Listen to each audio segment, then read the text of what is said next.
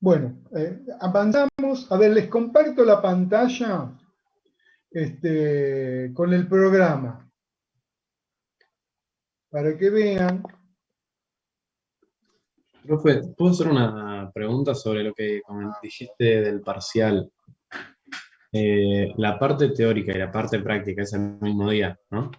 No, no. La parte práctica es el día que dan todas las comisiones la práctica. Creo que es el sábado 17, si no recuerdo mal, de abril. Por eso les digo, estamos... Son 4 exámenes. Son 2 de teoría y 2 de práctica, y no son todos distintos días, ¿sí? Los 4. Ah, ok. Y el 22 de abril está previsto, que es el jueves, usar ese jueves de 13 a 15, menos tiempo, en hacer el parcial de teoría. Tienen que aprobar los dos. Tienen que aprobarlo con 6 si quieren promocionar de promedio. ¿Está? Sí, sí. Bueno. En los parciales de práctica normalmente intervienen o se agregan alguna preguntita teórica, conceptual. Es un examen esencialmente práctico, ¿sí? Pero normalmente alguna pregunta se les agrega. En algunos casos sí, en algunos casos no, dependiendo cómo confeccionemos el examen, pero digo para que estén advertidos. O sea, el examen teórico es puntualmente teórico, ¿sí? Ahora, el examen práctico puede incluir mínimamente algún tema conceptual, ¿sí? Una pregunta, ¿hasta qué unidad entra en la teoría? Eso se va a definir en el parcial, ¿decís? Sí, sí. Para los 4 parciales el criterio es el mismo. Nosotros cuando avancemos y estemos más cerca del día de la evaluación, lo que vamos a hacer, bueno, este es un curso especial, yo lo que te estoy comentando es para el curso regular, pero bueno, aplica también para esto. O sea, Luis, ¿hasta qué unidad llegó a ver con ustedes la semana anterior? Hasta tal unidad, tal punto. Bueno, ese va a ser el límite del examen, ¿sí? Hoy no lo podemos decir porque por ahí decimos, entra hasta la unidad, no sé, 6, y después llegó Luis, no se tuvo algún problema y no dio hasta 5. Bueno, entonces, obviamente que no se puede tomar algo que no se habló, ¿sí? Pero bueno, eso más próximo a la fecha de las 4 evaluaciones, lo van a tener claro, obviamente, unos días antes. Sí, incluso la idea es que tengan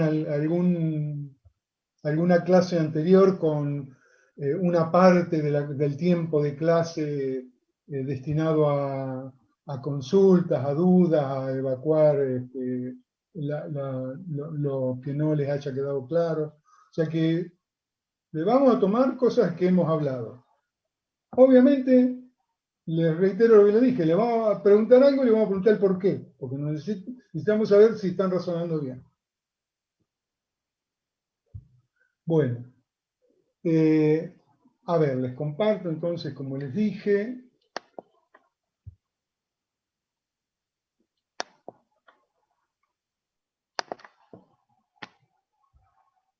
Bueno, ahí están viendo el capítulo 2, que es lo que vamos a empezar a ver ahora.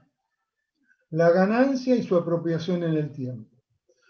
A partir de ahora, y otro martes más nos va a insumir, vamos a ver todo lo que tiene que ver con la apropiación de la ganancia en el tiempo. Vamos a empezar por el capítulo 2, vamos a empezar por el principio. El punto 1, fíjense que dice concepto económico y contable del beneficio. El punto 2, enfoques para determinar la ganancia del ejercicio. El punto 3, la generación de los resultados en las distintas etapas de la evolución de la doctrina y las prácticas contables, apropiación de ingresos, apropiación de costos, apropiación de gastos, ajustes de ejercicios anteriores, hechos posteriores al cierre del ejercicio. Bueno, a partir de ahora vamos a empezar a desbrozar todas estas cuestiones. El capítulo 3 y el capítulo 4, que son los que siguen, van a quedar para después, tienen que ver con la apropiación de ingresos en particular y con la apropiación de costos en particular. Bueno. Entonces, empezamos. El primer punto habíamos dicho que era concepto económico y contable del beneficio o de la ganancia. Antes de entrar en tema, lo que les quiero decir es, nosotros vamos a hablar de el problema de apropiar la ganancia en el tiempo. En realidad ahí hay dos problemas. Hay uno, que es el que primero vamos a abordar, es, bueno, a ver, cuando hablamos de ganancias, ¿de qué estamos hablando? Vamos a definirnos nosotros de qué estamos hablando. ¿Qué es la ganancia? ¿Cómo se compone? Bueno, vamos a perder todo un buen rato dándole vueltas a esa cuestión para tener en claro de qué hablamos cuando hablamos de ganancia o de beneficio. Y luego sí, una vez que tengamos definido de qué estamos hablando, que estemos seguros, bueno, estamos hablando de esto, sabemos de lo que estamos hablando, después vamos a ver un problema que surge adicional que es, bueno, ¿y cómo esa ganancia la apropiamos en el tiempo? El problema de apropiación, de imputación de la ganancia a los distintos periodos. ¿Cómo apropiamos la ganancia en el tiempo? Entonces vamos a dividir en dos esta cuestión. Primero, de qué hablamos cuando hablamos de ganancia, y segundo, cómo apropiamos la ganancia a los distintos periodos. ¿Qué pautas nos damos para ello? Bueno, en principio, y antes de definir la ganancia para la contabilidad, tenemos que tener en claro que la ganancia o el beneficio es un concepto que no es idéntico, no es igual, no es el mismo para la economía que para la contabilidad. Hay un concepto económico del beneficio y hay un concepto contable del beneficio distinto. ¿Sí? Para el economista, para la economía, la ganancia es la resultante de restar a todos los ingresos, a todo el flujo de ingresos, a todos los ingresos que produce una actividad determinada, restarle todos los costos de los factores de producción que permitieron obtener la ganancia, el ingreso, perdón. O sea, ¿qué hace el economista para saber cuál es la ganancia o el beneficio?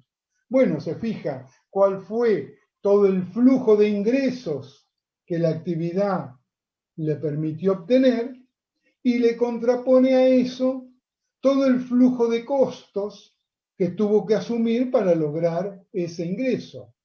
Esos costos básicamente tienen que ver con la retribución a los factores de la producción. De tal forma que habrá que ver cuál es el costo de cada uno de los tres factores de la producción. Ustedes saben que los factores de la producción son la tierra, los recursos naturales, el trabajo y el capital. Tierra, trabajo y capital. Son los tres factores de la producción a los que hay que remunerar. Bueno, el economista se fija cuál es el costo del factor recurso natural, tierra, o recurso natural, cualquiera sea. Bueno, ¿cuánto me costó este recurso natural que tuve que poner para obtener el ingreso, para desarrollar una actividad y tener un ingreso?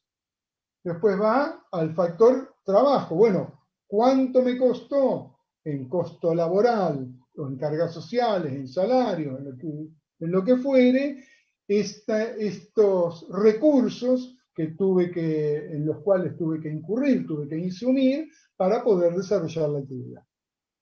Y por último, como un factor más al que tiene que retribuir, dice, bueno, ¿y cuál es la retribución que yo le tengo que poner al capital por haberse puesto a disposición de la actividad que desarrollé y permitirme obtener, junto con el resto de los factores, en definitiva, el ingreso? Digamos, una especie con respecto al factor de la producción capital, una especie de costo de oportunidad que se le paga. Digamos, ¿por qué alguien pondría su capital en esta actividad y dejaría de ponerla en otra, donde podría tener una retribución? Bueno, si la pone en esta actividad, yo le tengo que reconocer un valor. Eso tiene un costo. Entonces yo, contrapeso en definitiva cuál es mi ingreso por un lado y por otro lado cuál es la retribución que le pagué a los factores de la producción, tierra, trabajo y capital. ¿Está claro hasta ahí? Eso hace el economista, eso hace la economía. En la contabilidad, en cambio, no se reconoce el costo del factor capital. La contabilidad no reconoce que haya que pagarle a alguien que puso a disposición su capital para ponerlo dentro de una sociedad para desarrollar una actividad, que haya que pagarle algún costo. Eso para la contabilidad no tiene costo. Los accionistas que pusieron el capital a disposición de la sociedad lo podrían haber puesto en otro lado y haber obtenido un rendimiento de ese capital. Bueno, no, optaron por ponerlo a disposición de la sociedad para que la sociedad desarrolle con esa financiación propia provisto por los accionistas, más la financiación ajena que pudiera haber logrado, desarrolle su actividad. Ahora, la contabilidad no le reconoce ningún costo a ese capital que se puso a disposición. De forma tal que el beneficio para la contabilidad es distinto, o la ganancia para la contabilidad es distinta a la ganancia para el economista. Para la contabilidad, el rendimiento del capital no es un factor de la producción que haya que remunerar, que haya que reconocer como costo, y por ende no lo considera como un costo. Por lo tanto, para la contabilidad, el beneficio, como hay un costo menos, el beneficio es mayor que para el economista. El economista tiene un costo que la contabilidad no tiene y no reconoce. A lo único que tiene derecho quien aporta capital a una actividad es a qué? A participar en el resultado que se obtenga producto de la actividad que se desarrolla. Digamos que la retribución que habría que darle al accionista que puso a disposición el capital, en realidad está dentro del retorno que a través de los resultados, del cuadro de resultados, se le distribuye a los accionistas en función de su participación. De modo tal que el cuadro de resultados como nosotros lo conocemos, el resultado que vamos a distribuir, en realidad ahí adentro tiene la mezcla de dos cuestiones. Tiene la retribución que debiéramos reconocerle a quien aportó el capital y que sin embargo no le reconocemos, más el resultado por la propia actividad desarrollada por la administración del ente. Esas dos cosas están adentro del resultado del ejercicio, tal como conocemos el cuadro de resultados hoy. No están desbrozadas. Si nosotros en la contabilidad le reconociéramos un costo, supónganse por un momento que la contabilidad reconozca un costo al capital que aportó el propietario. Entonces, tendría en el activo, supóngase que compra mercaderías, compra materia prima y materiales, y fabrica mercaderías. Y para eso se financia con capital ajeno y con capital propio.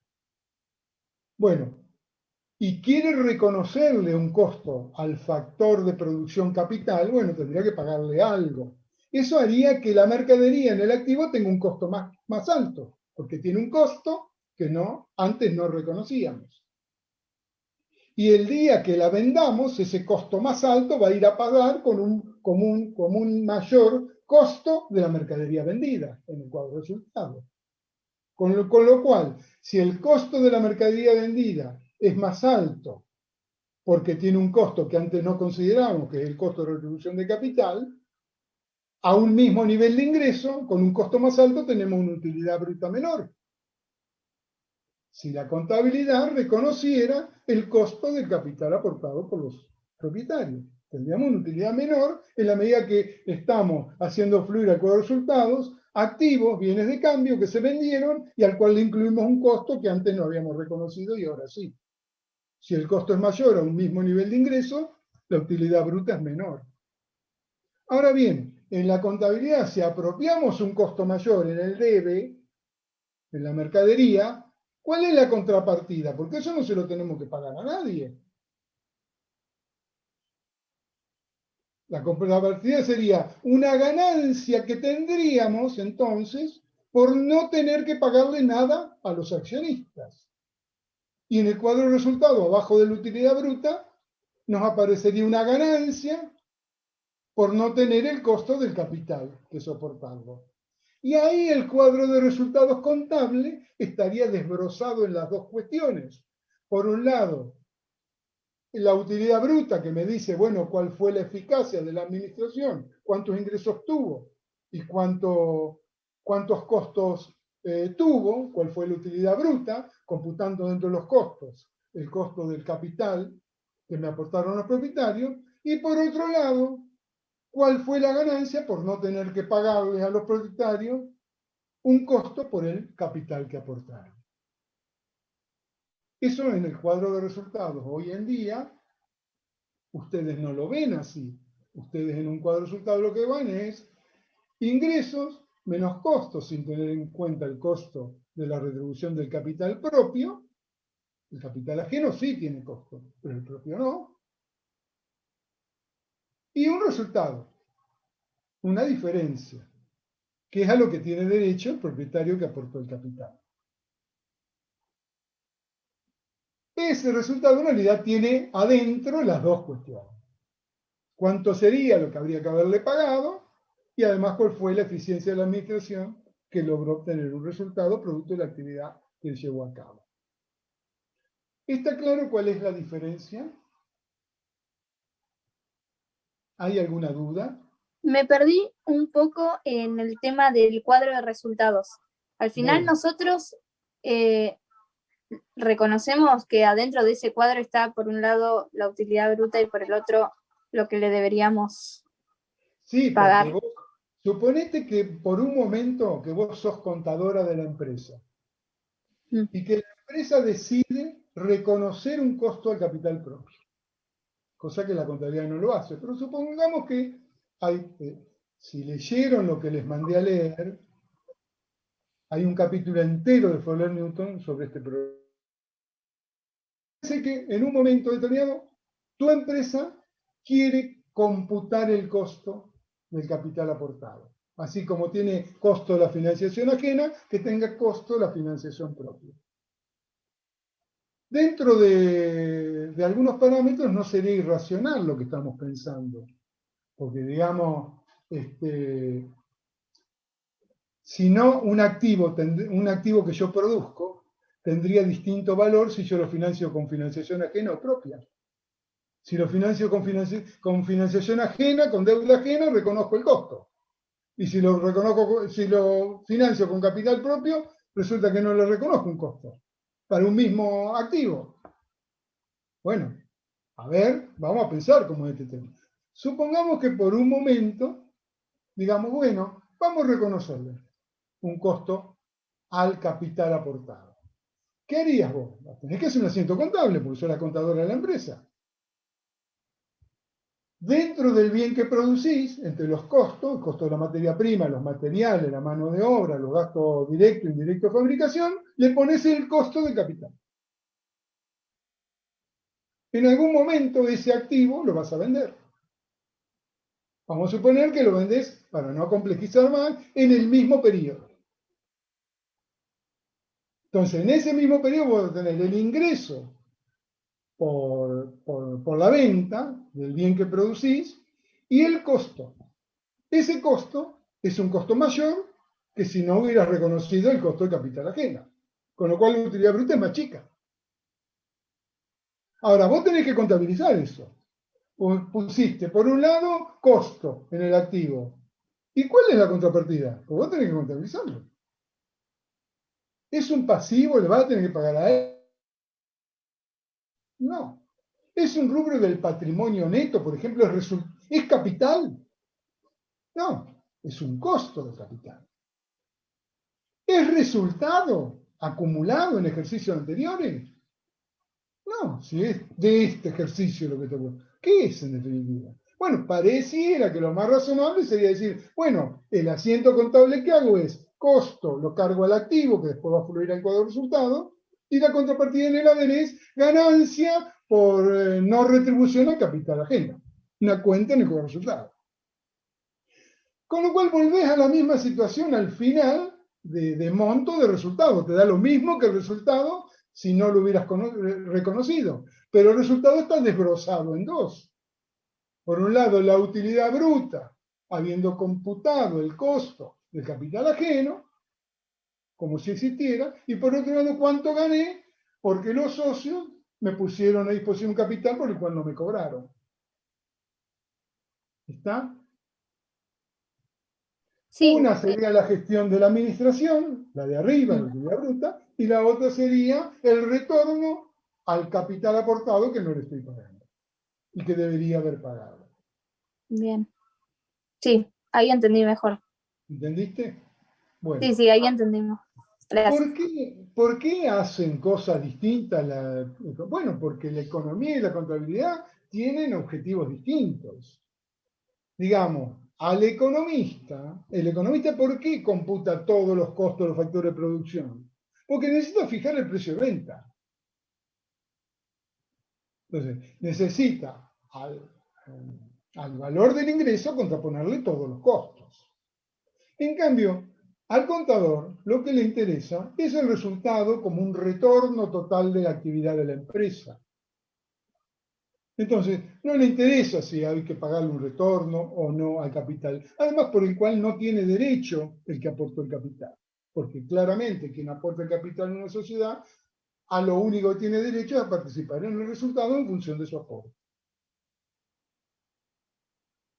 Está clara la diferencia entonces entre el concepto económico del beneficio y el concepto contable del beneficio.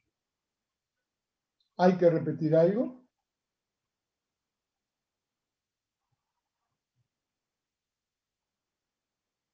Bueno.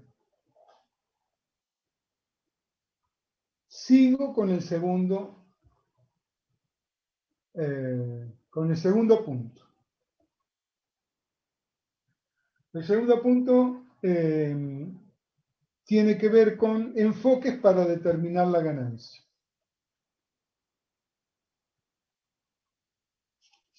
Enfoques para determinar la ganancia. Bueno, a ver. Nosotros ya avanzamos algo el otro día cuando dijimos, miren, en el patrimonio neto, se denomine como se denomine, hay dos cosas con distinta naturaleza. Nada más que dos.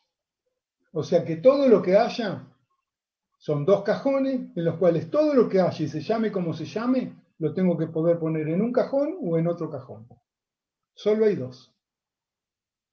Y habíamos dicho que esos eran el cajón del capital o todo lo que se asimile a capital y el cajón de los resultados y todo lo que se asimile a resultados.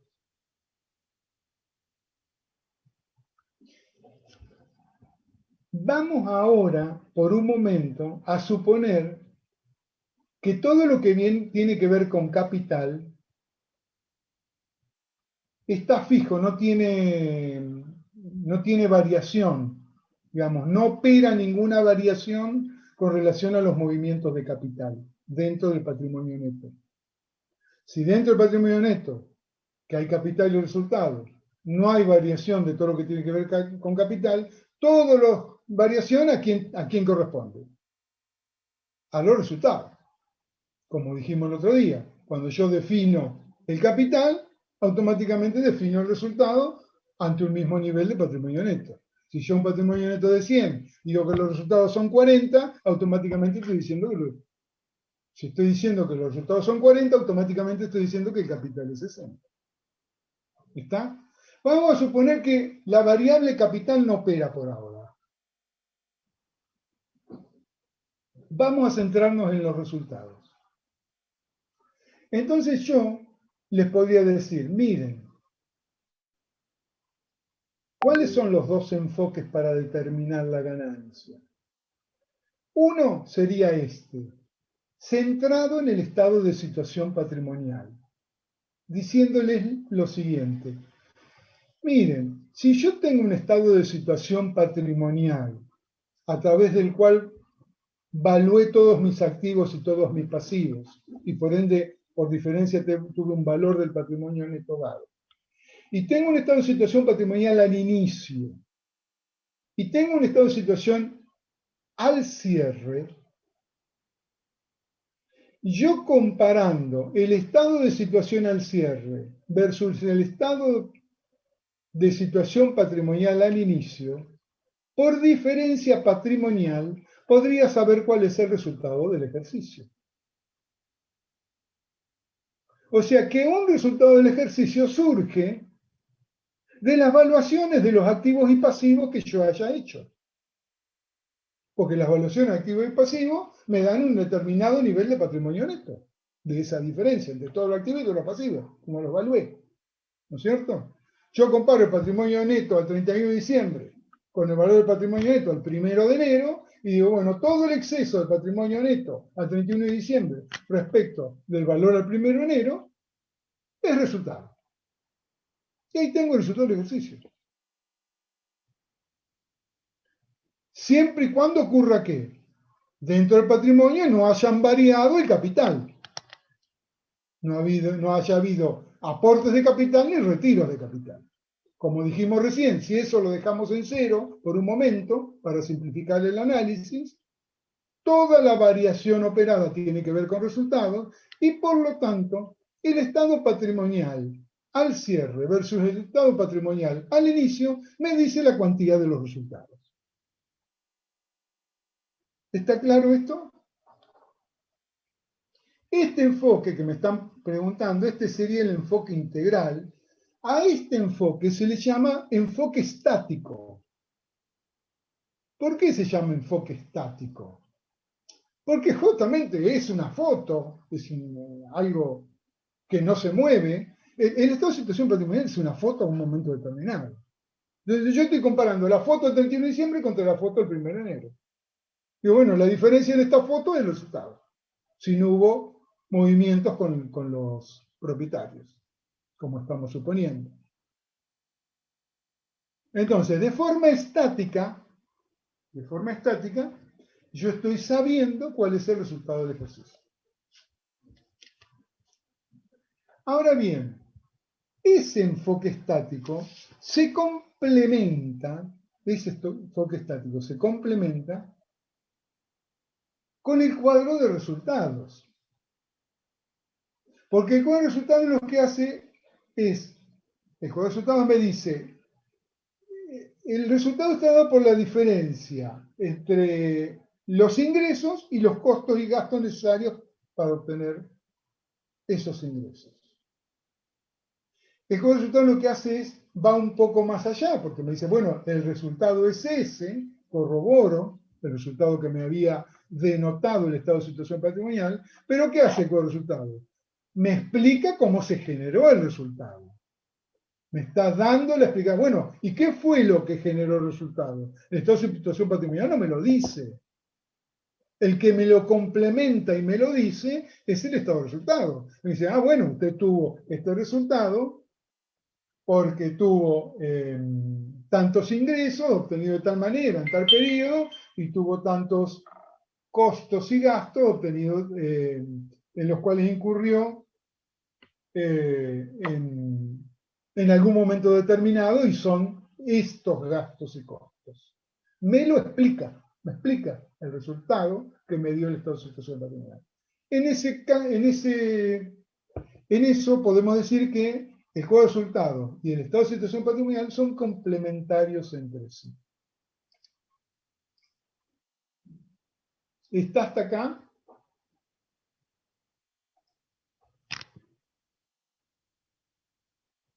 ¿Alguna pregunta de todo lo que hablamos hasta acá? Profe, Sí. le pregunté si se llamaba enfoque integral porque hoy viendo los videos que están subidos del año anterior, la profesora lo había explicado con ese nombre, pero serían igual, serían el mismo enfoque, ¿no?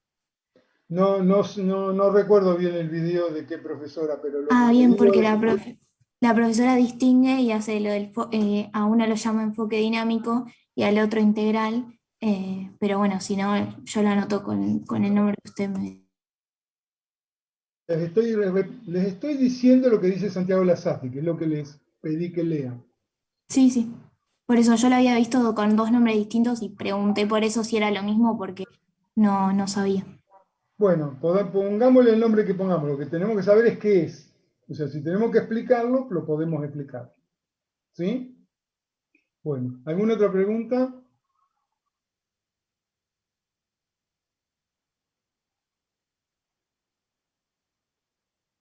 Bueno, Juan, ¿vos tenés algún comentario para hacer?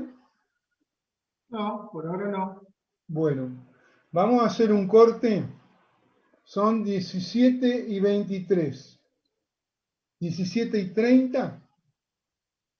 Reanudamos y seguimos con todos estos razonamientos. ¿Sí?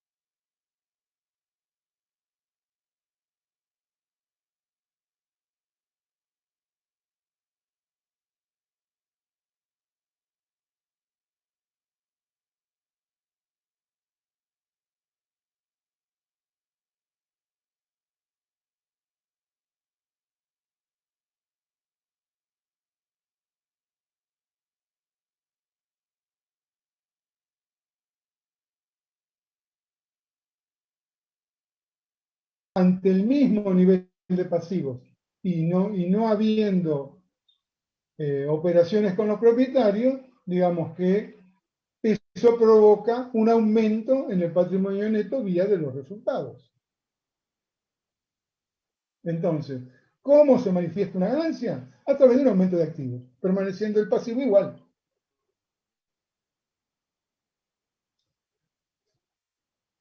También se podría manifestar al revés, a través de una disminución de pasivos.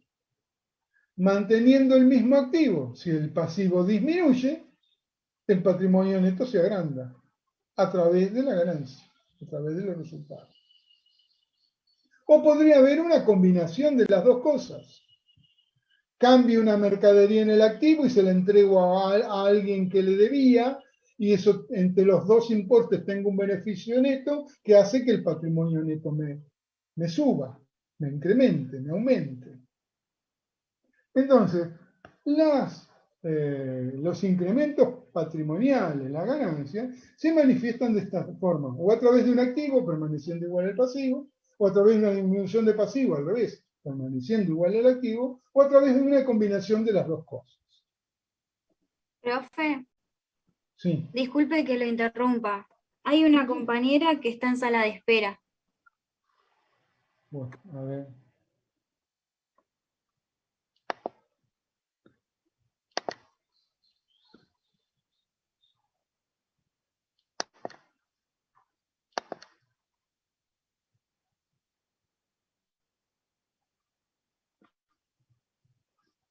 Supongo que ahí la hice ingresar.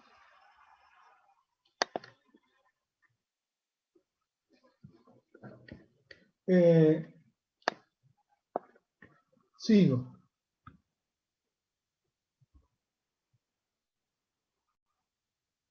Entonces les decía, esas son manifestaciones de cómo se manifiesta un incremento del patrimonio. También podríamos ensayar dos definiciones de ingresos. A ver, yo les voy a escribir acá en un Word dos definiciones de ingresos. Esperen un segundo, lo vamos a compartir la pantalla y voy a escribir. Profe, Sí. una pregunta. ¿Y no sería si hay un resultado positivo también?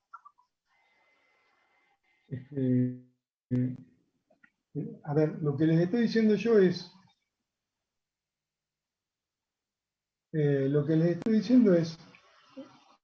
¿cuál es la manifestación de un incremento patrimonial? Y recién les dije, un aumento de activos con el mismo pasivo, ¿por qué se puede producir? A ver, porque aumenta el valor del bien en el activo. Tenía bien de cambio que me costaron 100, ahora valen 110, reconozco esos 10, ese es un resultado que me incrementa el patrimonio ante el mismo nivel de pasivo y si no hay operaciones con los socios. El patrimonio va a aumentar en 10. Ese es un resultado. ¿Está? Lo mismo cuando vendo. Lo mismo cuando intercambio, cuando refinancio, al revés, refinancio un pasivo con una tasa de interés menor que hace que el pasivo de 100 baje a 90. Ante el mismo nivel de activo, tengo menos pasivo, por lo tanto, a través de un resultado que recuperé, tengo mayor patrimonio neto. Esas son todas manifestaciones de incrementos patrimoniales. Ahora, lo que yo quería era escribirles a ustedes, si es que puedo, y si no se los voy a decir directamente,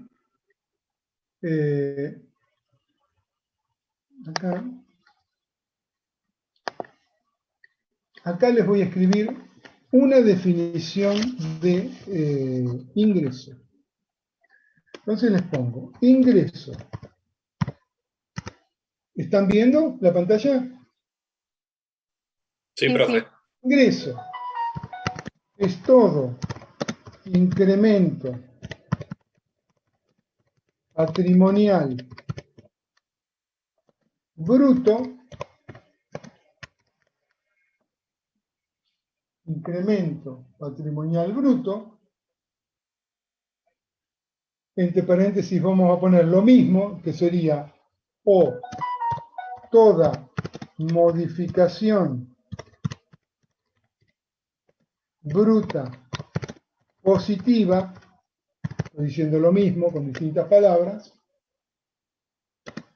no originada, la modificación esa, en aportes de los propietarios. Esa sería una definición de ingreso. Todo incremento patrimonial bruto o toda modificación bruta positiva no originada en aportes de los propietarios.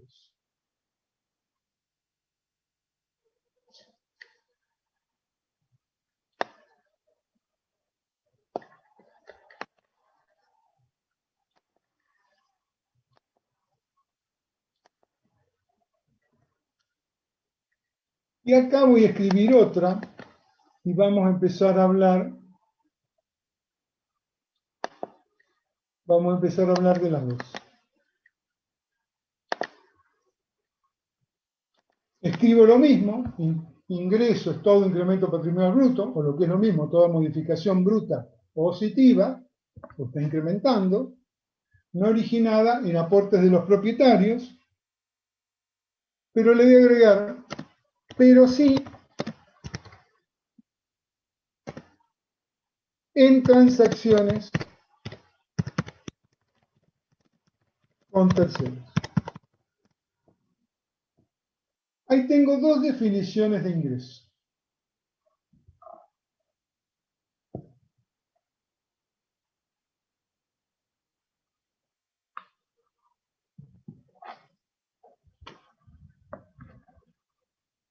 Vamos a analizar una y otra.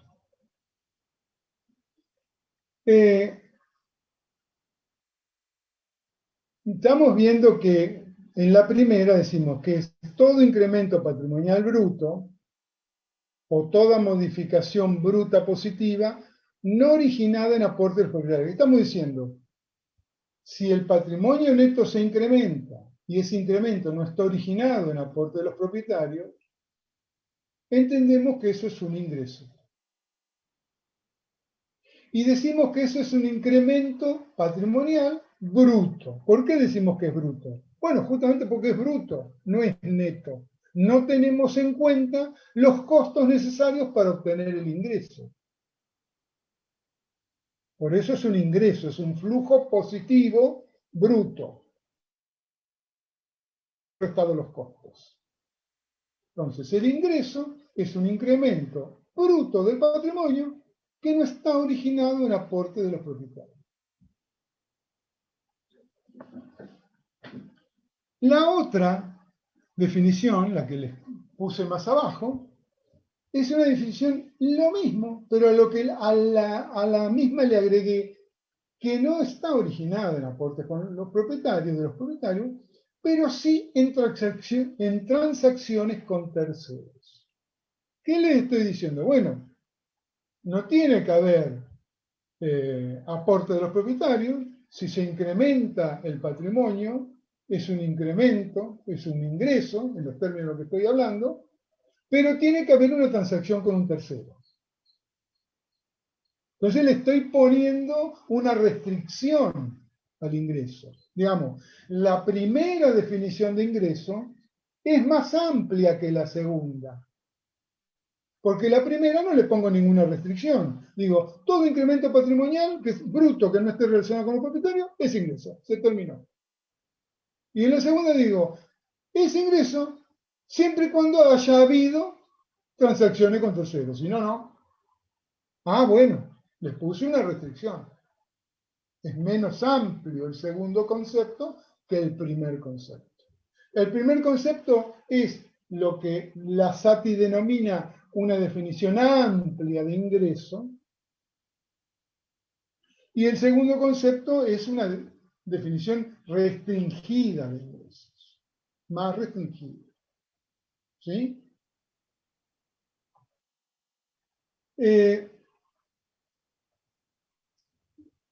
Hasta acá está. ¿Hay alguna pregunta? Dejo de compartir la pantalla. ¿Hay alguna pregunta? O sea que la segunda no admite como un ingreso esto que habías mencionado del tipo de cambio, por ejemplo. Que viste cuando me diste el ejemplo de que tuviste una modificación de los resultados a través del tipo de cambio que aumentó, algo así me habías dicho. O sea, la segunda definición no lo tiene en cuenta eso. Digamos, cuando yo hablo de una... si hay un incremento... A ver, primero, ahora te contesto, pero primero te aclaro algo. Cuando yo hablo de ingreso, no estoy hablando de ingreso de caja, ¿eh? No me refiero a eso. Cuando yo vendo una mercadería a crédito,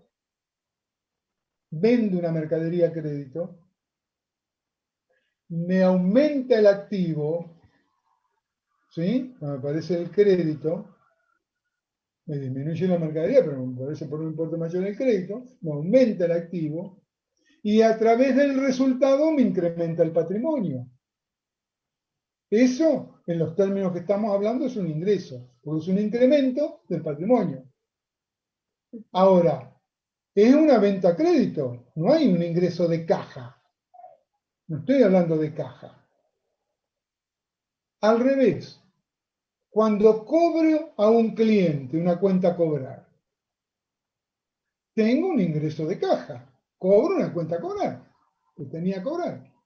Ahora, ¿eso es ingreso en los términos que estamos nosotros hablando de ingreso? No, porque no hay incremento del patrimonio. Cambia un activo por otro. Lo que era un crédito se transforma en efectivo. El activo no cambia, el pasivo no cambia, el patrimonio neto no cambia. ¿Está? No estoy hablando de ingresos en términos de dinero. Estoy hablando de ingresos en términos de incremento bruto de patrimonio. No tiene que ver con los ingresos de caja. Está claro este concepto, ¿no? ahí el ingreso se generó cuando hiciste la venta, por más que no lo hayas cobrado. O sea, no es el ingreso después cuando lo cobras. Eso querías decir, ¿no? Yo todavía no avancé ahí. Todavía no avancé. No sé si lo cobré o no lo cobré. Hasta ahora se produjo la venta. Digamos, vendí, entregué, tengo la conformidad del cliente. Bueno, tengo el ingreso. Ahora después vamos a llegar a donde me preguntás. Y si tenés alguna duda cuando lleguemos, volvé a preguntarme. ¿Está? ¿Sí, Francisco? Sí, sí, gracias. Bueno, ahí vamos entonces. Profe, yo tengo una duda. Sí. ¿Por qué restringe la definición a operaciones con terceros? O sea, por ejemplo, si yo invierto en moneda extranjera y aumenta el valor del dólar, por ejemplo, yo estaría teniendo una ganancia después de pasado el tiempo sin que sea una operación con terceros una vez que aumenta la moneda. No entiendo por qué restringe, o sea, qué sentido tiene restringir la definición. A eso iba mi pregunta. O sea, a lo mismo apuntaba. Bueno, vamos. Mirá, cuando vos tenés definiciones de ingresos que te dicen esto, es por lo siguiente. Hay que ver en cuál es lo que quien está definiendo, que está diciendo cuándo hay ingreso o cuándo no, está pensando de cuándo se produce el hecho sustancial que genera el ingreso. Digamos, el proceso que lleva a lograr un ingreso y una ganancia es justamente eso, es un proceso, no se da en un momento determinado. Entonces habría que definir en qué, digamos, para saber cuál es la ganancia, no solo tenemos que definir cuánto es capital y cuánto es resultado, sino además que tenemos que saber, bueno, ¿y en qué momento ese resultado se da? Y ese problema aparece cuando nosotros dividimos a lo que es una continuidad, la dividimos y le hacemos un corte en el tiempo. Decimos, bueno, al 31 de 12. Bueno, el proceso que lleva a la ganancia es un proceso continuo. Al 31 del 12, los hechos generadores de los ingresos, ¿estaban concluidos o no estaban concluidos? ¿De qué lado de la línea queda el ingreso? Me tengo que dar alguna pauta. ¿Cuál es el hecho generador del ingreso? ¿El ingreso se produce en un momento? ¿Se produce a lo largo de un periodo de tiempo en un proceso? ¿Cómo hacemos para asignarle a todo el proceso que participa a lo que en definitiva termina siendo la ganancia? ¿Cómo contribuyó cada partecita a lograr en definitiva la ganancia al final? Es una cuestión muy compleja, digamos, dentro de una empresa industrial. Piensen en los laboratorios y las vacunas que están desarrollando ahora. Miles y miles de millones de dólares puestos en investigación y desarrollo y en pruebas primero en laboratorio, después con humanos, después en la fase 2, la fase 3. ¿En qué momento después, cuando la vendo, cuando la pueda vender, digo, está la ganancia? ¿Solo en el momento de la venta? Recién ahí digo, bueno, acá está la ganancia. Y le asigno toda la ganancia al momento de la venta. Y los 3, 4 años anteriores que estuve investigando, que concluyeron al final en la ganancia, porque sin los cuales no lo hubiera podido lograr, no le asigné ninguna participación. Aparece ese problema. El proceso que lleva a la ganancia es un proceso, se da a lo largo de un periodo de tiempo. Uno compra materia prima, materiales, las industrializa, las produce, hace el esfuerzo de venderla, las cobra y vuelve a comprar y vuelve a generar el ciclo. Bueno, cuando nosotros hacemos un corte, seguramente en el medio del corte hay cosas que quedan de un lado y del otro. Bueno, ¿a qué periodo asignarle la ganancia? Y ahí voy a responderle lo que me están preguntando. Digo, bueno, algunos piensan que el hecho sustancial que genera la ganancia es la venta, la entrega de la cosa o la prestación del servicio. Si no hay venta, no hay prestación de servicio, no hay ingreso. ¿Por qué? Porque es donde es más objetivamente medible el ingreso. Ahí no hay tutía, ahí hay alguien que está pagando por lo que le estoy vendiendo o por el servicio que le estoy prestando. Es claro, es objetivo, no hay discusión. Podrá haber una discusión posterior si lo puedo cobrar o no puedo cobrar, si vendo a crédito, pero no hace la esencia del problema. El tema es, una de las posibilidades que yo tendría sería asignar el ingreso al momento de la venta. Otra de las posibilidades sería decir, no, un momento, acá hubo todo un proceso que contribuyó, en definitiva, a lograr el ingreso, y por lo tanto debiera reconocer, en la medida que sea objetivamente medible, en que lo pueda medir con algún grado de objetividad, tendría que ir reconociendo los parciales de ingresos que se van desarrollando y, en definitiva, el que obtuve al final. En las dos formas de pensar, el resultado al final es el mismo, la ganancia. Nada más que es un problema de timing, de tiempo. En uno estoy diciendo que se produce una partecita antes y el resto después. Y en la otra estoy diciendo, no, solo le asigno el incremento del patrimonio cuando lo puedo medir objetivamente, que es cuando lo vendo. Está todo en un solo momento. Pero caen en distintos periodos, con lo cual me dan distintos cuadros de resultados. Entonces, aparece este problema. ¿Cómo se resuelve ese problema? Bueno, el criterio de devengado y el criterio de realizado empieza a darme alguna pauta de resolución de esto, me ayuda en algo. Como bien decíamos al principio, por eso era necesario que ustedes supieran qué decía devengado y qué decía realizado, por eso quería que lo vayan a leer. ¿Devengado qué dice? ¿Qué dice devengado? A ver que alguien me lo diga.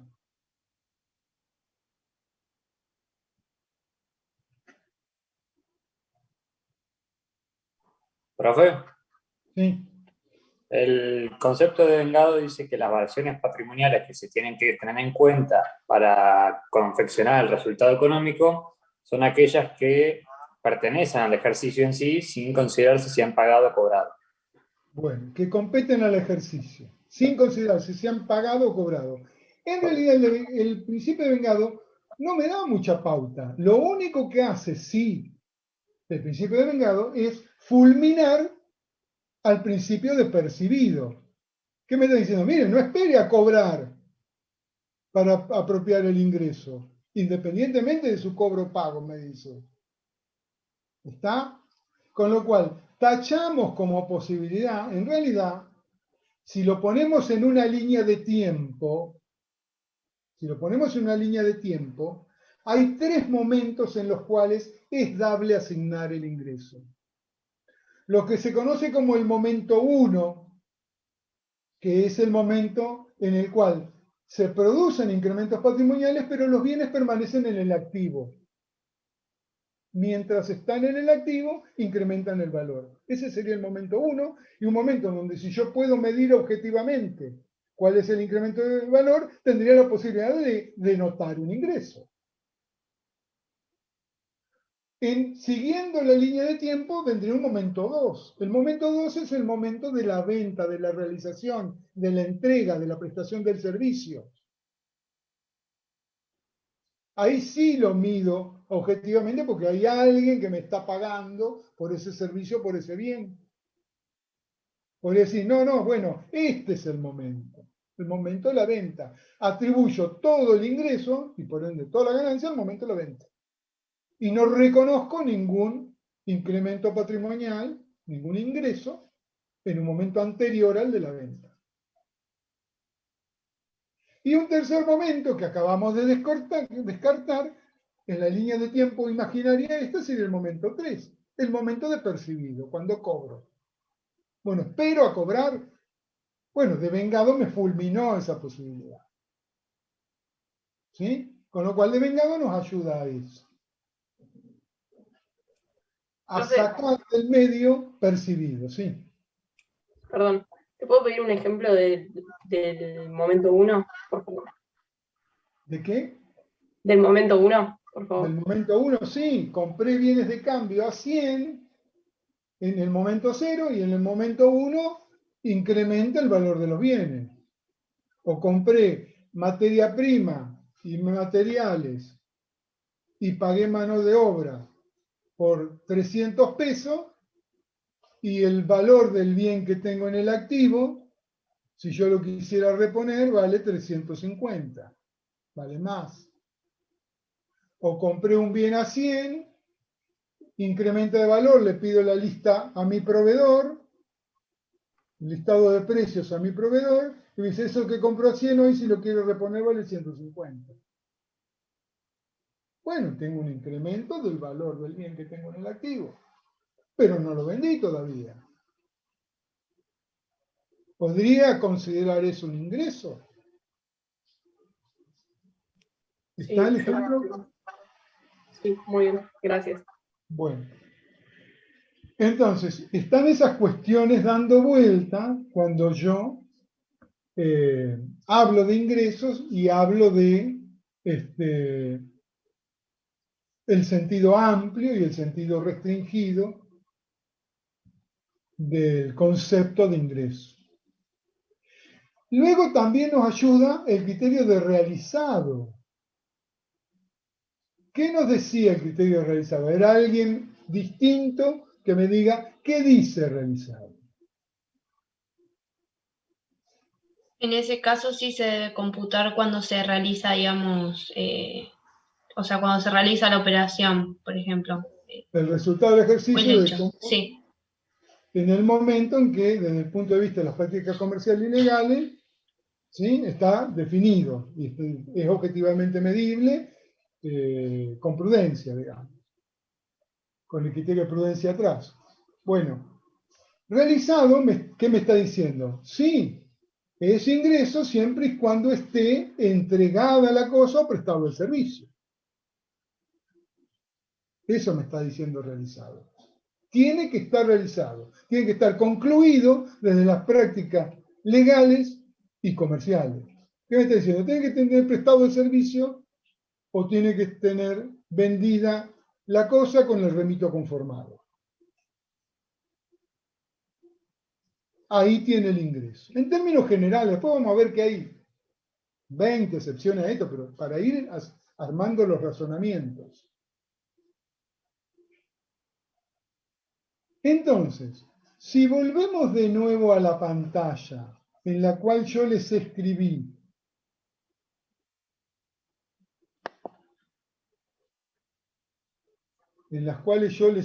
a ver, espérenme un segundo.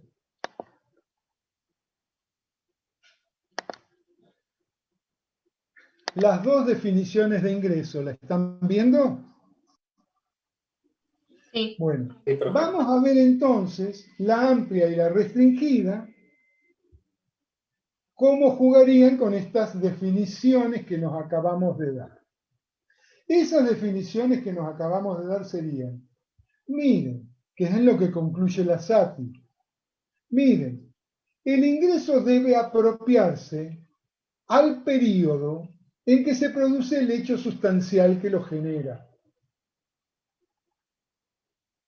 Ahora, hay que revisar cuál es el hecho sustancial que lo genera. En algunos bienes, donde la venta no es lo importante, puede ocurrir que el hecho sustancial se produzca antes de la venta y podamos considerar que hay ingreso antes de la venta. En algunos bienes en los cuales la venta es primordial, el esfuerzo de venderlos, entonces tendremos que esperar hasta venderlos para poder imputar el ingreso. Hay que revisar en qué periodo, dado que hacemos cortes en periodos, para poder tener información y sacar conclusiones y proyectar para adelante, hay que ver en qué periodo se produce el hecho sustancial que genera el ingreso. Habrá que analizarlo. Ahora vamos a jugar un poco con lo siguiente. Yo recién les escribí dos conceptos, les dije que uno era amplio y otro es restringido,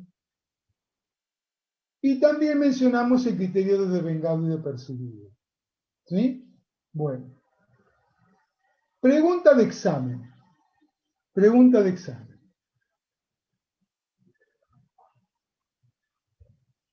En el concepto amplio de ingreso, el que estamos leyendo arriba de todo, el concepto amplio de ingreso. Con ese concepto, ¿yo puedo decir que el ingreso, bajo ese concepto, está devengado y está realizado? ¿O podría ocurrir que yo diga que hay ingreso cuando esté devengado aunque no esté realizado, o al revés, cuando esté realizado aunque no esté devengado? A ver, ¿qué le acabo de decir? Le acabo de decir, miren, con ese concepto de ingreso, incremento patrimonial bruto no originado a aporte de los socios. Si yo utilizo ese criterio para poder decir que hay ingreso, ¿el mismo tendría que estar devengado? ¿El mismo tendría que estar realizado? ¿Podría estar devengado sin estar realizado?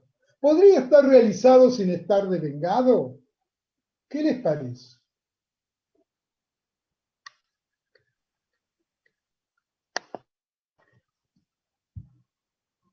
Los escucho. Este es el momento de dudar y de meter la pata. Y de preguntar. Para mí sería devengado, porque no hay nada que ahora te diga que pasó o no. Es como si el principio de devengado es no, sin entrar en considerar que fue pagado o cobrado. No, eso es devengado, sí, está bien. ¿Y qué me quiere decir? Eso no tiene una restricción, o sea que para mí, yo creo, no sé la realidad. Para mí sería que puede ser que sea devengado, pero no realizado. ¿Y por qué no estaría realizado? Porque no está perfeccionado el momento todavía. Pero si no está perfeccionado el ingreso, no podemos decir que hay ingreso, ¿eh? Puede ser porque no necesita, o sea, no necesitas haberlo cobrado para que se genere el ingreso. No, O porque sea, no estamos hablando de cobrado. Cobrado es percibido. Acá estamos hablando de devengado y realizado, no de percibido.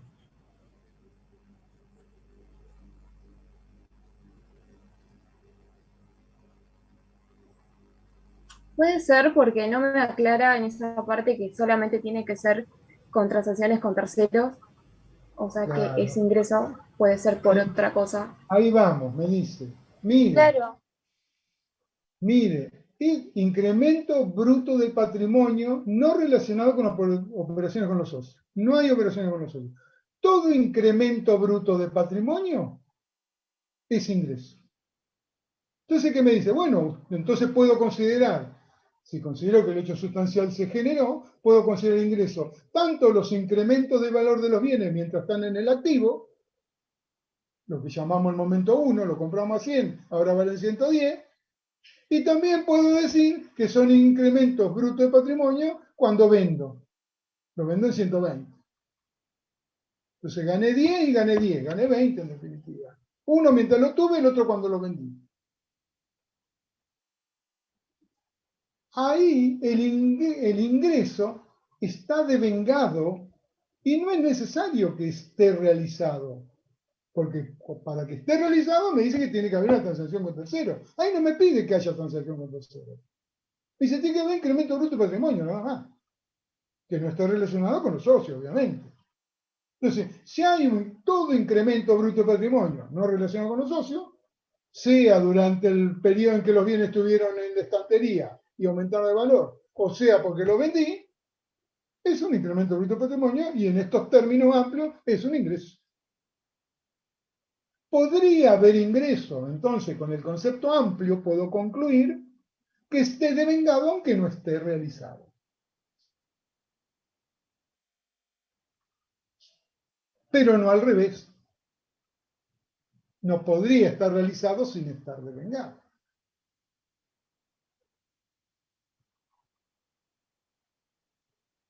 Vamos al segundo concepto. El segundo concepto le agrega una restricción. ¿Qué dice? Incremento bruto de patrimonio no relacionado con aporte con los propietarios, pero sí con operaciones con terceros. ¿Qué me está diciendo? Ah, bueno, tiene que haber una operación con un tercero. ¿Cuándo hay operaciones con terceros? Cuando el ingreso está realizado. Porque justamente lo que me dice realizado es, está concluido de las prácticas comerciales y legales. Entonces, con el concepto restringido de ingresos, con el segundo concepto, hay incremento bruto de patrimonio siempre que el ingreso esté realizado, y obviamente que si esté realizado también está devengado antes o en el mismo momento de la realización. Y ahí me contesto la pregunta. ¿Puede haber ingreso en los términos de los conceptos que recién definí, devengado sin que esté realizado? Si utilizo la primera versión, la versión amplia, sí, puede haber devengado sin que esté realizado. ¿Cuál es el ejemplo? El del incremento de valor, el hecho sustancial es el incremento de valor de los bienes mientras permanecen en el activo. ¿Los puedo medir objetivamente? Bueno, computo que hay un ingreso, aunque no esté realizado, pues todavía no los vendí. ¿Puede pasar lo mismo con la segunda acepción de ingreso? No, por la segunda acepción me dice, pero tiene que haber operaciones con terceros. Ah, bueno, un momentito. Tiene que estar realizado además de estar devengado.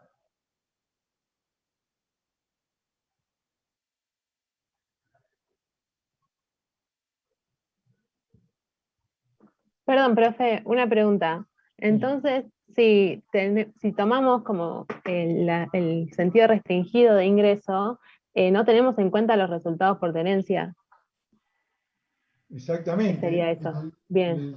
En el sentido restringido de ingreso, solo hay incremento bruto del patrimonio, hay ingreso, si hay operaciones con terceros.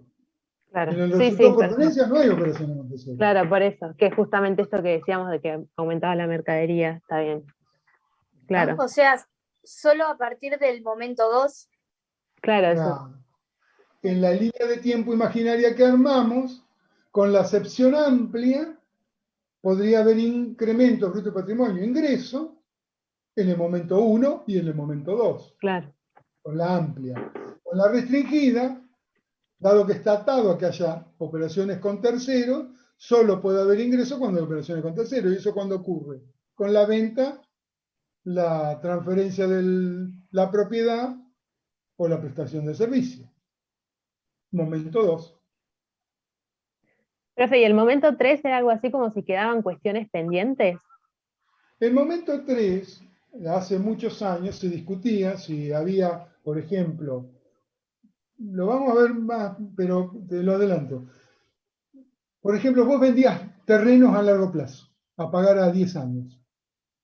Bueno, a 10 años la verdad que las condiciones, hay cuestiones dando vuelta, por más que vos lo hayas vendido, lo hayas entregado, hay cuestiones relativas al cobro, a los riesgos, a la previsión por riesgo de probabilidad que habría que tomar, ¿sí? Hay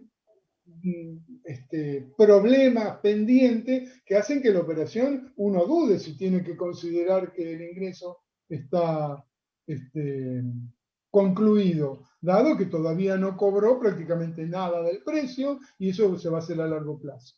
Hoy en día se considera que si hay problemas de incobrabilidad, que primero, que una venta a largo plazo no necesariamente es más riesgosa que una venta a corto plazo.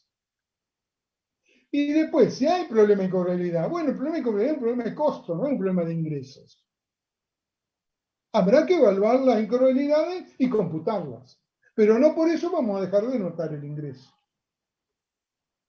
¿Está? ¿Te responde lo que me preguntaste?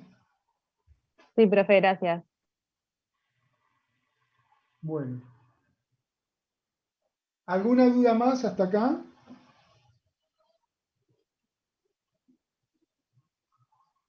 Bueno, voy a hacer 2 o 3 precisiones más y después les quiero mostrar 3 números. Una precisión tiene que ver con la ganancia, porque hasta ahora estuvimos hablando de ingresos. Algunos autores como Fuller Newton reservan el concepto de ganancia para todos aquellos incrementos de patrimonio producto de cuestiones periféricas a la empresa, no producto de la actividad de la empresa. ¿Sí? Todos aquellos incrementos que no son ingresos y que no son aportes de los propietarios, obviamente.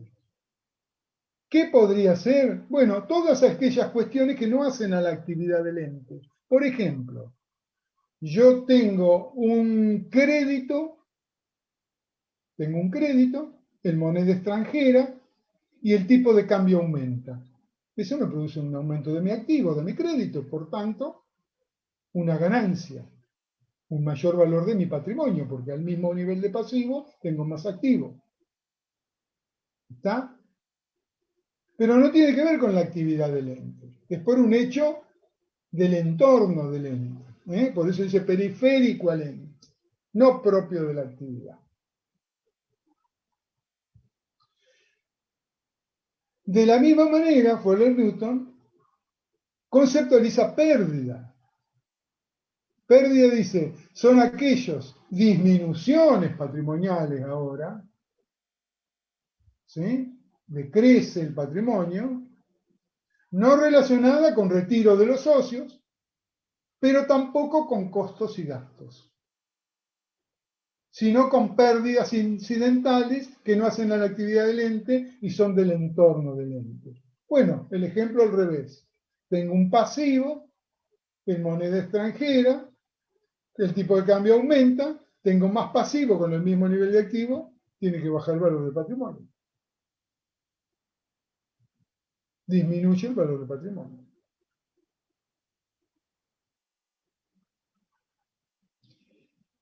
Y por otro lado, definen lo que es costos y gastos. Los costos y los gastos son consumos de activos o asunción de pasivos. ¿Que se hacen para qué? Para desarrollar la actividad del ente. Ahí sí. Yo incurro en costos y gastos para desarrollar la actividad del ente. Algunos autores diferencian los costos de los gastos, asignándole el vocablo costo a todo aquella disminución patrimonial que primero pasó por el activo. El caso típico, costo de la mercadería vendida. Primero estuvo en el activo, después fluyó al cuadro de resultados, como costo de venta. Costo, mercadería vendida, el típico costo.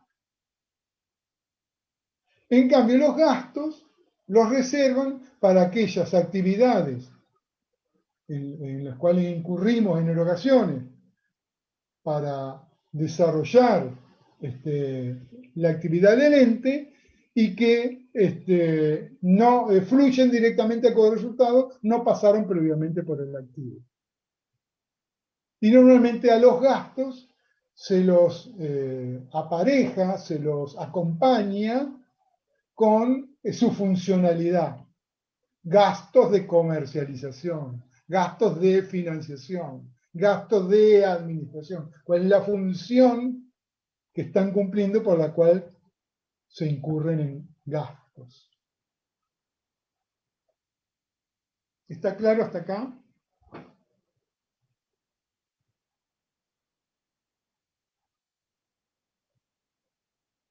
Sí.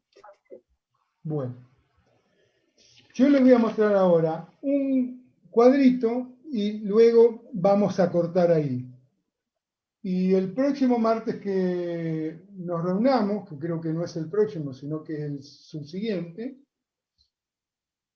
vamos a hablar de cuestiones especiales, porque acá estamos hablando todo de cuestiones generales, como para hacernos la idea de cómo funciona esto, de cómo razonar esto.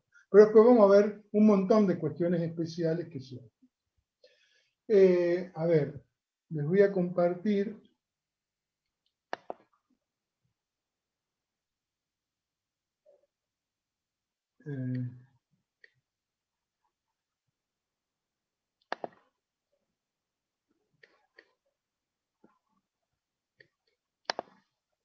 Ahí. ¿Están viendo ejemplo ingreso amplio restringido? Sí, profe. Sí. Bueno, esto es como para que les quede la idea de todo lo que acabamos de hablar. Fíjense con 3 números. El 1 de diciembre empezó el contado con aporte de socios. El 31 de diciembre la mercadería vale 110 en el mercado. No la vendí todavía. El 31 de enero, al año siguiente, la mercadería se vende en 120 pesos al contado. Yo el 31 de diciembre cierro el ejercicio. Si yo trabajo con el concepto restringido de ingresos, cuando compro el 1 de diciembre, registraría mercaderías a caja por 100, que es lo que está acá. Lo están viendo. Al 31 de diciembre, yo tengo como dato que la mercadería vale 110. Pero el concepto restringido de ingreso, ¿qué me dice? Hay incremento patrimonial, hay una modificación positiva, bruta del patrimonio, cuando hay operaciones con terceros. Eso me dice la restringida. Al 31 de diciembre no hay operaciones con terceros, yo todavía no vendí. Con lo cual no hay ingreso, no hay incremento patrimonial el 31 de diciembre, con la excepción restringida. No registro nada. El 31 de enero vendo esa misma mercadería que me había costado 100, que valía 110 al 31 de diciembre, la vendo el 31 de enero en el ejercicio siguiente. ¿Qué hago? Caja 120, costo de venta 100, mercadería 100, doy de baja el activo, e imputo el ingreso por la venta 120. ¿Qué me dice el estado patrimonial al 31 de diciembre y qué me dice el estado patrimonial al 31 de enero? Bajo este criterio. El estado patrimonial del 31 de diciembre me dice mercadería 100, capital 100. No se enteró que la mercadería valía más. Porque es el concepto restringido. No vendí, no hay incremento de patrimonio. La situación al 31 de diciembre es la misma que cuando compré la mercadería. No hay incremento bruto de patrimonio. Al 31 de enero, ¿qué me dice? Caja 120, porque cobré la mercadería que compré, que vendí, perdón. El capital era 100, por lo tanto la ecuación patrimonial se restituye con un resultado de 20. ¿Qué hice? Le asigné todo el resultado, el hecho sustancial para mí es la venta, hay operación con tercero, hay venta, con el concepto restringido ese es el momento donde se genera el hecho sustancial, por lo tanto, todo el incremento patrimonial, los 20 pesos, de 100 a 120, se le atribuye al momento de la venta, el 31 de enero. ¿Está? Y el cuadro de resultados, al 31 del 12 no hay resultados, no hay cuadro de resultados. Y el 31 de enero, ¿qué me dice? Venta 120, costo de venta 100, resultado 20. ¿Está hasta acá? ¿Alguna pregunta? Ninguna, profe. Sigo. Fíjense cómo razono con el concepto amplio. Hago el mismo registro, compro mercaderías a caja por 100.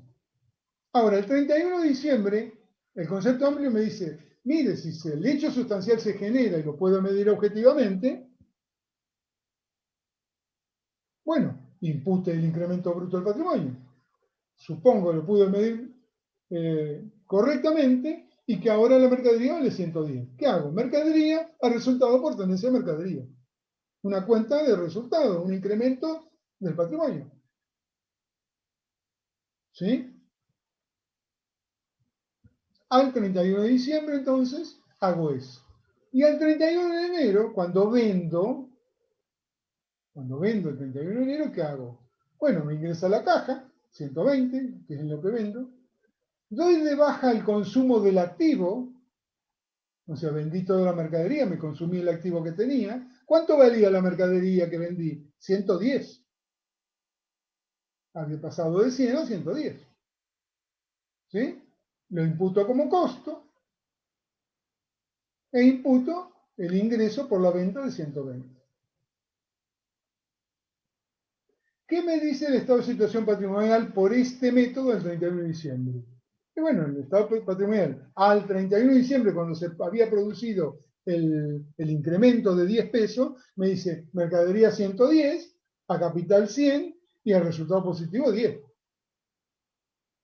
110 contra 110, en el activo y en el patrimonio neto. ¿Sí? Ese es el estado patrimonial del 31 de diciembre con este método. Fíjense, al costado a la izquierda tiene con el método restringido. ¿Qué me decía? Mercadería 100, capital 100.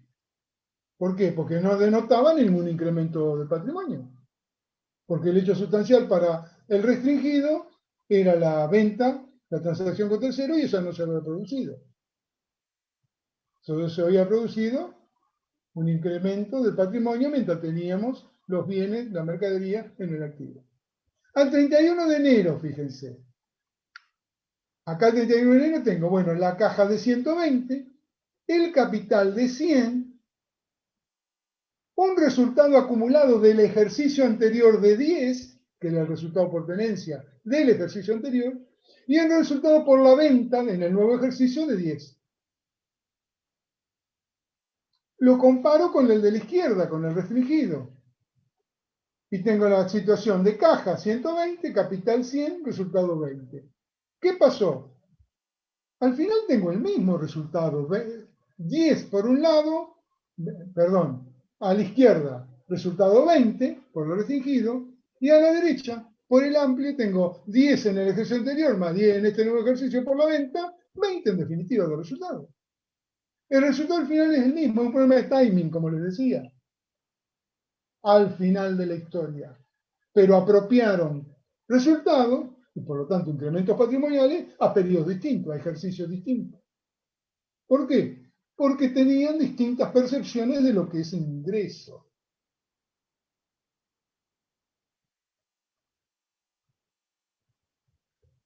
El cuadro de resultados al 31 de diciembre, bajo esta modalidad, me dice que el único resultado que hay es un resultado por tenencia de 10, cuando había aumentado en 10 el valor al 31 de diciembre de la mercadería. Y al 31 de enero me dice que tiene una venta de 120 con un consumo de mercadería que lo tenía evaluado en 110, que es el costo. Con lo cual tiene 10 de resultado. 10 en 31 de diciembre y 10 al 31 de enero. En cambio, si ven el cuadro de resultados de la izquierda, al 31 de enero, todo el resultado de 20 está al 31 de enero. En el ejercicio anterior no computamos ningún resultado, como habíamos dicho. ¿Está claro? Lo que quiero que miren ahora es lo que sigue. Acá tengo un resumen. Quiero que analicen esto. Por el concepto restringido, nosotros habíamos dicho no hay incremento bruto del patrimonio si no hay transacción con terceros.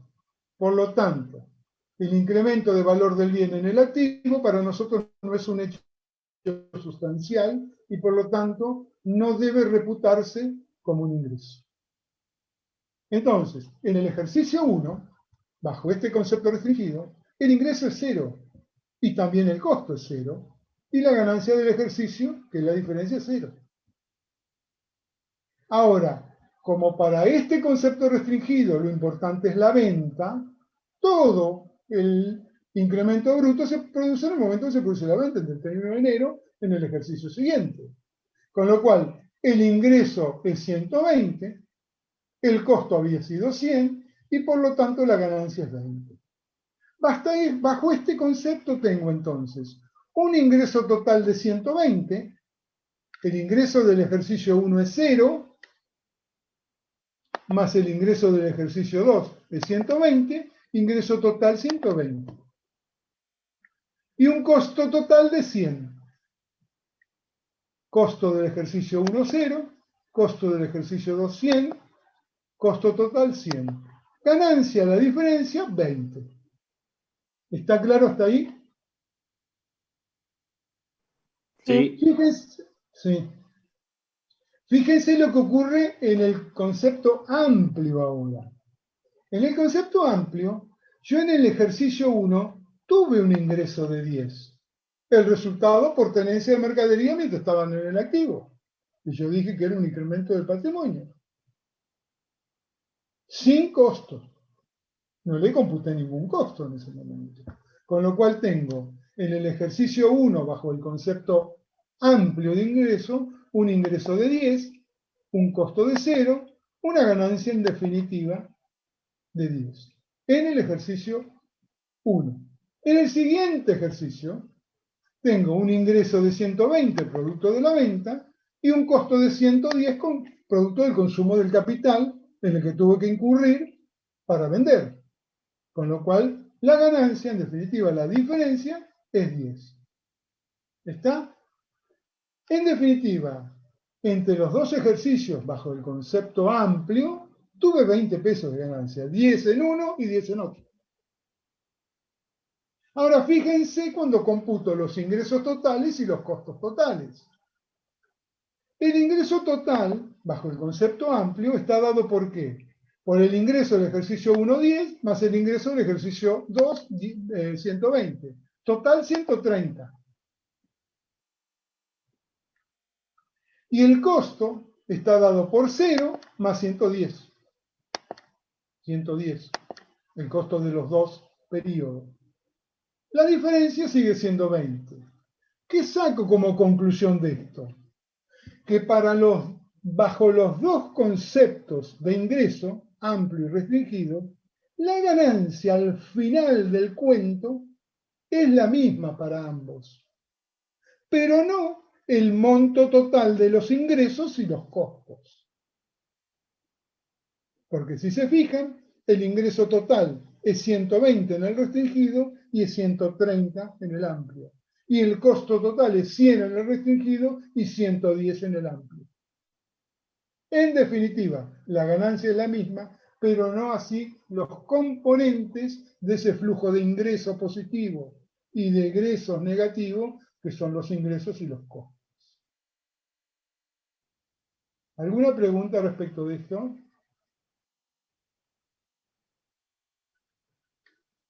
Bueno, dejo de compartir.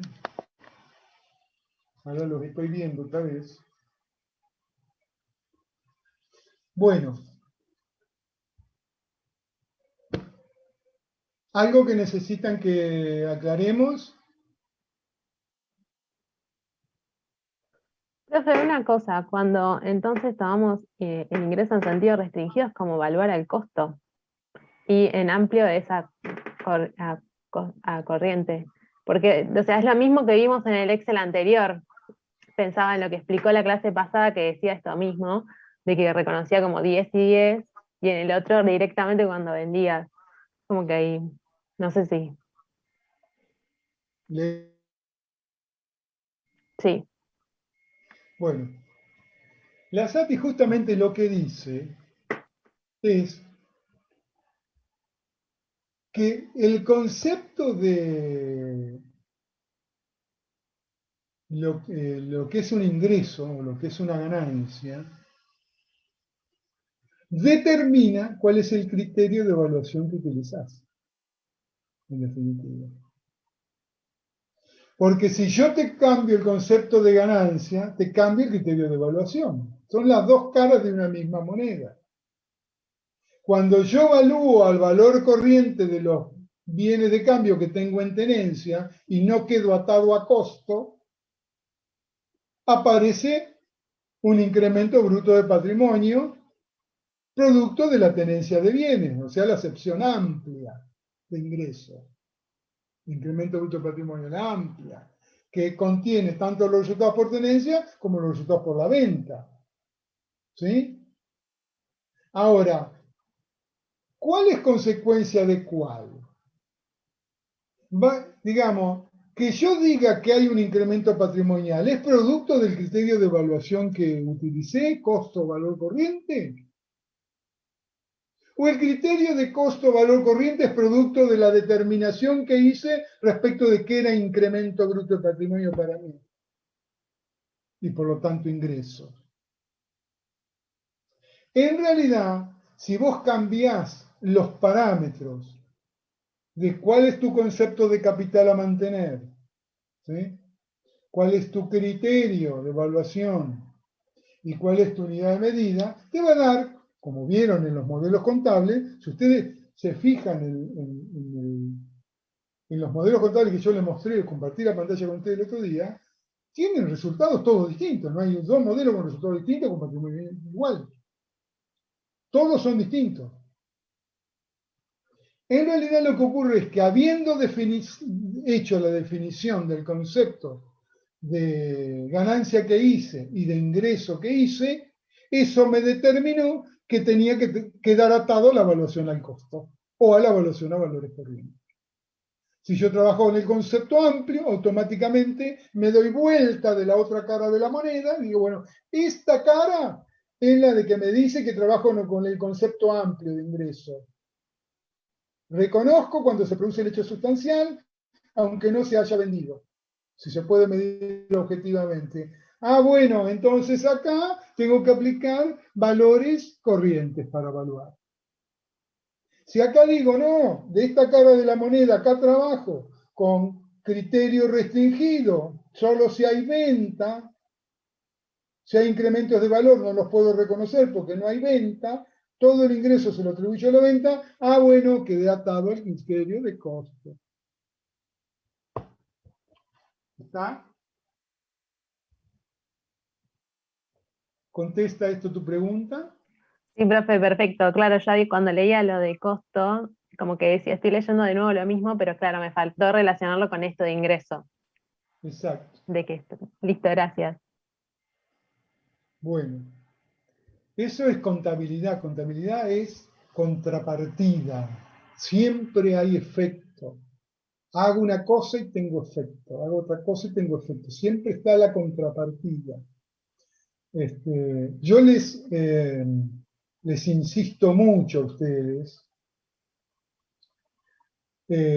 Nosotros entendemos que ustedes son, que aprobaron Contabilidad 1, entonces no hay ningún hecho de carácter económico que sea cuantificable que no puedan registrar. Nosotros entendemos que cualquier hecho económico cuantificable, los no cuantificables no, obviamente, porque la contabilidad nos puede tomar, pero los cuantificables entendemos que ustedes los pueden registrar, no tienen problema para registrarlos. Entonces, yo muchos les insisto, lean el asiento contable, en el debe y en el haber. El asiento contable les dice cosas. Atrás de cada cuenta contable hay un razonamiento por el cual ustedes en el debe pusieron una cosa y en el haber pusieron otra. Algo quisieron decir. Bueno, ¿qué les dice el asiento contable? Eso ustedes lo tienen que tener clarísimo. Es un ejercicio, es una mecánica que tienen que aprender. A ver, ¿qué me está diciendo con este asiento contable? Acá donde me dice incobrable a previsión por incobrabilidad. ¿Qué me está queriendo decir? ¿Qué dice el asiento? Esta cuenta incobrable, ¿qué naturaleza tiene? ¿Y por qué la estoy poniendo acá? ¿Y esta previsión por incobrabilidad? ¿Por qué no di de baja el crédito directamente? ¿Por qué pongo esto? ¿Y por qué tiene este saldo? ¿Y qué naturaleza tiene?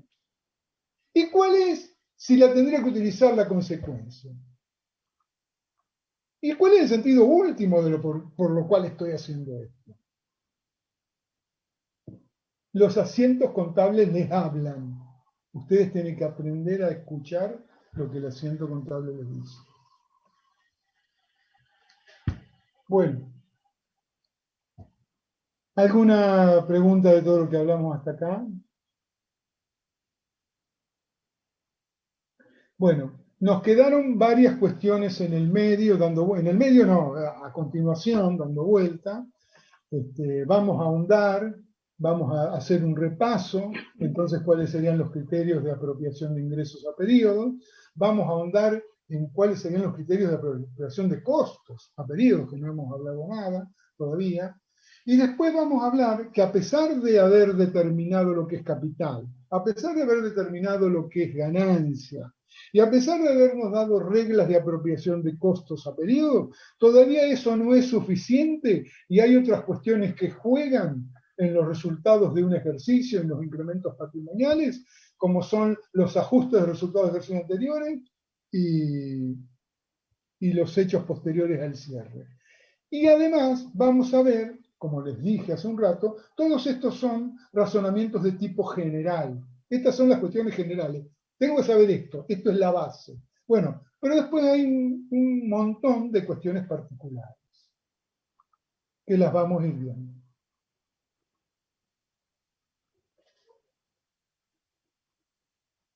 Bueno, ¿algo más? Son las 7 menos 20, ¿no? Creo que están cansados, estoy cansado yo, así que me imagino cómo estarán ustedes. Así que los libero, no sin antes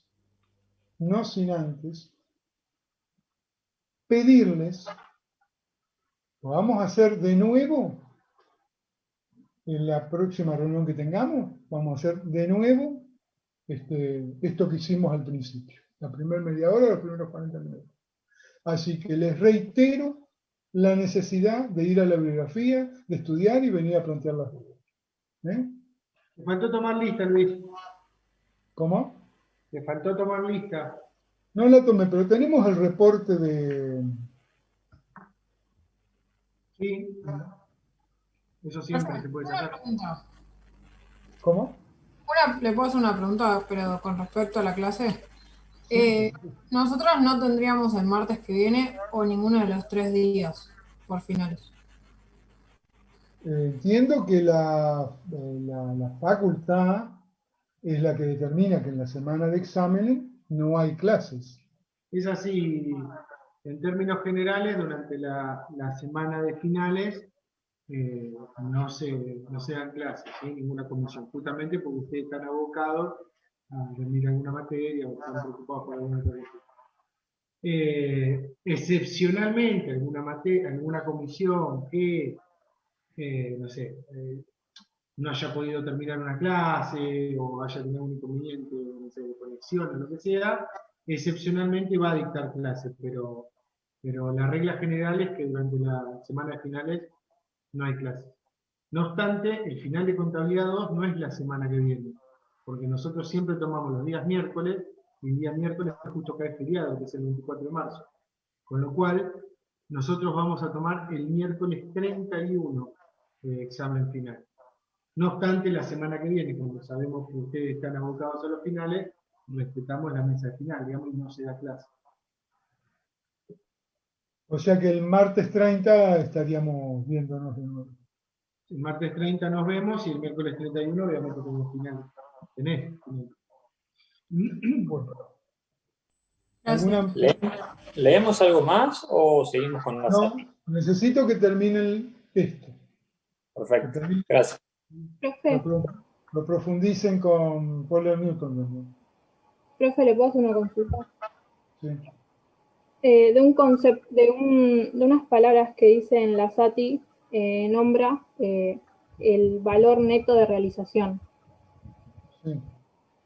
Y lo nombra al mismo tiempo que los costos históricos, todo eso, y no nombra valores corrientes. ¿Sería algo así? ¿Me estás hablando de la SATI? Ya no te entendí bien la pregunta. Sí, está en la SATI, valor neto de realización. Sí, bueno, a ver, todavía no vamos a entrar en eso, pero te digo algo. En realidad hay 3 valores, uno del pasado, uno del presente y uno del futuro, que vos podrías aplicar para evaluar. Pero eso lo vamos a ver más adelante. Obviamente que el valor del pasado es el costo, lo que me costó en algún momento, cuando lo compré. El valor de presente sería el valor de reponer. Bueno, ¿cuánto me cuesta hoy reponerlo? El valor de reposición de ese bien. Si lo quiero comprar hoy, ¿cuánto me cuesta. Ese es un valor presente. Y un valor del futuro es un valor neto de realización. El valor neto de realización, ¿qué es? ¿Cuánto podría obtener yo el día que lo venda por ese bien? El día de mañana. ¿Está? Pero no vamos a entrar en esas disquisiciones todavía. Está bien que lo hayas leído y que lo preguntes. Vas a ver que lo vamos a ver en profundidad, esos temas. Bueno. Acá alguien dice, profesor, vamos a dar también el tema bonificación que está en Fowler-Newton. No sé a qué se refiere. A ver si puede aclararme Verasai.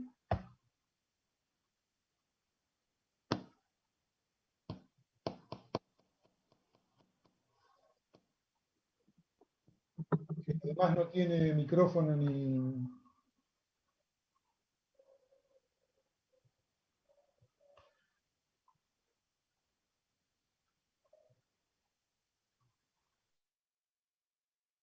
Profe, estos temas los completamos con los capítulos que dio de Newton, de Fowler-Newton. Sí, por favor. Capítulo 9 de qué libro, ¿de contabilidad o de cuestiones contables fundamentales me está diciendo? ¿De cuestiones contables fundamentales? Sí, capítulo 9 de contable de Estoy diciendo devengamiento, el hecho generador, lo que hemos hablado, devengamiento, el hecho generador, diferencia entre devengado y realizado, las contingencias, hechos posteriores al cierre, que es lo que dije que vamos a ver en la próxima reunión, las estimaciones de las contingencias, resultados diferidos, que acabamos de mencionarlo, ajuste de resultados de ejercicios anteriores, estoy leyendo en el capítulo 9, cambio en situación de activo y pasivo, aplicación del concepto de significación y resumen. ¿En qué parte ves lo de bonificaciones?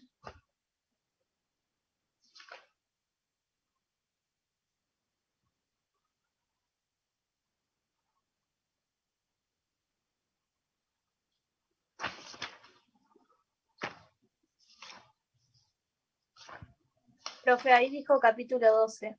Sí, bueno. Bueno. No. Capítulo 12. No, yo les pedí que lean reconocimiento y medición de variaciones patrimoniales, capítulo 9, de cuestiones contables fundamentales. Pues eso es lo que les pedí, ¿no? Fíjense lo que tienen anotado. Sí, eso pediste. Sí, profe. Bueno, pero es hablando de eso. Está bien. ¿De bonificaciones a qué te referís? ¿Qué dice?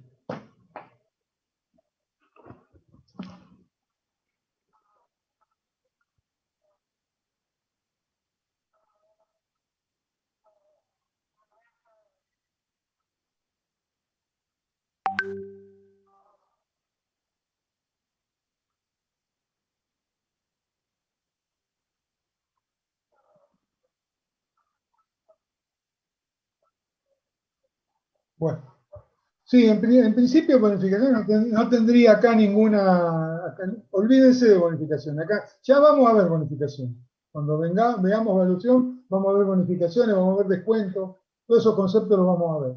Ahora no tienen incidencia. Y si aparece en el libro, no lo tengan en cuenta por ahora. Ya lo vamos a aclarar. No es materia de los razonamientos que estamos haciendo. Eso es lo que les quiero decir. Bueno, ¿algo más?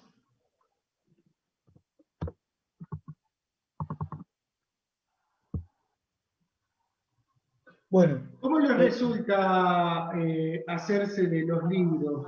¿Los los distribuye el centro? ¿Cómo? O lo consiguen de algún compañero, de alguien que haya cursado. ¿Cómo están resolviendo ese tema en términos generales? Si alguno me puede contar. De hacerse de la bibliografía, digamos, ¿no? Eso voy. Una compañera había compartido un drive que estaban casi todos, menos el de contabilidad superior de Newton, que no encontramos por ningún lado esa edición, y no sabíamos en las otras ediciones qué capítulo era, porque por ahí cambia el título, pero el resto, todo lo que nos recomendó el profesor, sí lo encontramos. En un drive estaban los libros, menos ese. ¿Es un sitio del centro? ¿Es un sitio de...? No sé de dónde lo había sacado, creo que Milagros lo había pasado. No, yo Sí, pregunto sí. para circularizar justamente, porque hay muchos que por ahí no tienen acceso al material, y bueno, para saber de dónde lo sacan. Es buenísimo eso, pero no sé de dónde está alojado.